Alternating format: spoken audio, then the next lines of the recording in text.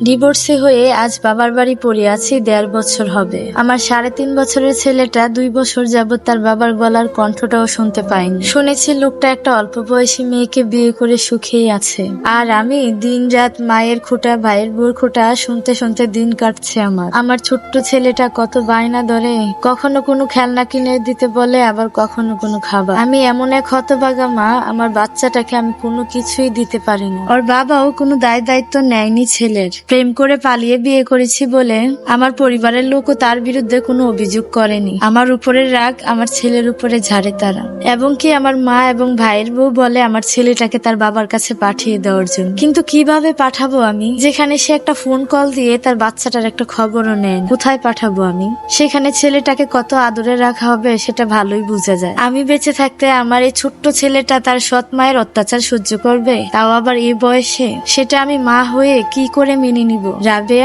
রাবেয়া, তোর ছেলেকে নিয়ে যেত, সবকিছু এলোমেলো করে দিল। ওই যে ভাবি ডাকছে, নিজের বাড়ি তারপরও কত কথা শোনায় পরের বাড়ির মেয়ে। রান্নাঘরে বসেছিলাম আমি, গিয়ে দেখি ভাইয়ের মেয়ের মানে ভাইজির একটা খেলনা চেয়েছিল আমার ছেলে, তাতেই থাপ্পড় দিয়ে দিয়েছে ভাবি। আমার ছেলেটা আমাকে দেখে ছুটে এসে কান্না করে আমাকে বলতে লাগলো, মা আমাকে ওই খেলনাটা কিনে দাও না। কিন্তু না, আমার তো কোনো কিছুই কেনার সামর্থ্য নেই। আমার স্বামী আমাকেও পরীক্ষার পরে উচ্চ মাধ্যমিক আর পড়তে দেয়নি, চাকরি করার আমার কোনো যোগ্যতা নেই। ছেলেকে কোলে নিয়ে মাথায় হাত বোলাতে বোলাতে রান্নাঘরে এসে বসলাম।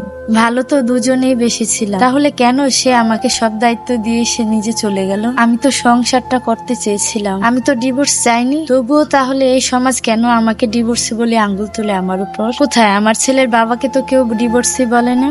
এলাকার কিছু ছেলেদের জন্য রাস্তায় বের হতে পারি না। কেউ কেউ প্রস্তাব দেয়, আবার কেউ কেউ ইশারা করে। তোকে তো ওইসব ছেলেরাই প্রস্তাব দিবে, কিন্তু কেউ তো বিয়ে করার জন্য বলবে না। এত কথা শুনেও আমার মাও কিচ্ছুটে বলেন। তখন না আমার খুব কষ্ট হয়, তারা নিজেরাও তো একজন নারী হয়ে তারা অন্য একজন নারীকে কিভাবে হেয় করে। আমার মাঝে মধ্যে মনে হয় মেয়েরাই মেয়েদের বড় শত্রু। অনেক ছেলেদের তো এই কথাটা মজা করেও বলতে শুনি, ডিভোর্সে কোনো মেয়ে থাকলে তাদের দায়িত্ব নিতে চায়। কিন্তু কেন এই উপহাস? আজ যদি এই ছেলেদের বোনেদের এই অবস্থা হতো, তখন তারা কি করতো? হাতের 5 আঙ্গুল যেমন সমান হয় না, তেমনি প্রতিটা মেয়েও কিন্তু এক হয় না। ডিভোর্স হয়েছে মানে কেউ কেউ স্বেচ্ছায় সংসার ত্যাগ করে না, কেউ কেউ নিজের জীবনের শেষ নিঃশ্বাস পর্যন্ত সংসার করার চেষ্টা করে, কিন্তু সমাজ সেসব কোনো কেয়ারই করে না। কিন্তু এই ভদ্র সমাজে প্রেমিকের সাথে বদ্ধ করে সময় কাটায়, তারপরে কেউ কিছু বলে না। তাদেরকে কেউ বলে না যে তারা সমাজের কলঙ্ক, অথচ বৈধভাবে বিবাহর পরে তালাকের পরে শুনতে হয় সেই মেয়েটাই নাকি সমাজের কলঙ্ক। আমি চাই এই সমাজের লোক